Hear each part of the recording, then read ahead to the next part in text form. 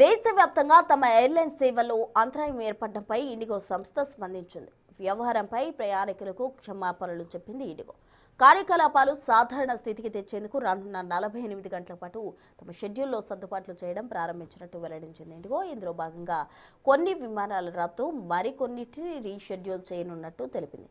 ఇక బుధవారం దేశవ్యాప్తంగా 200కు పైగా ఇండిగో విమానాలు రద్దయినట్టు తెలుస్తోంది.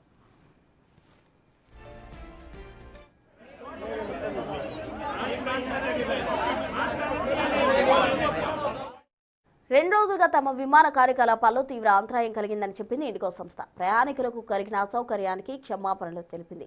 చిన్నపాటి సాంకేతిక లోపాలు, శీతాకాలానికి సంబంధించిన షెడ్యూల్ మార్పులు, ప్రతికూల వాతావరణ పరిస్థితులు, అలాగే పెరిగిన రద్దీ, అప్డేట్ చేసిన సిబ్బంది రోస్టింగ్ నియామకాల అమలు వంటి కారణాల ప్రతికూల ప్రభావాన్ని చూపాయని వెల్లడించింది.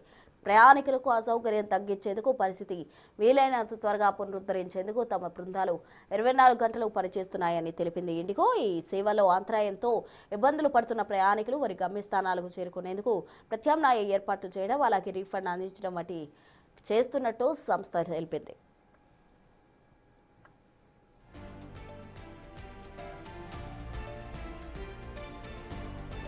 దేశంలో అతిపెద్ద విమానయాన సంస్థగా గుర్తింపు పొందిన ఇండిగో రోజుకు దాదాపు 2300 విమాన సర్వీసులు నడుపుతోంది.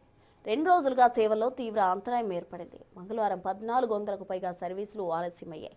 ఢిల్లీ, ముంబై, హైదరాబాద్, బెంగళూరు వంటి విమానాశ్రయాల్లో నిన్న 200కు పైగా విమాన సర్వీసులు రద్దు చేసినట్టు తెలుస్తోంది. అదేవిధంగా 10 కొద్ది విమానాలు ఆలస్యంగా నడిచాయి.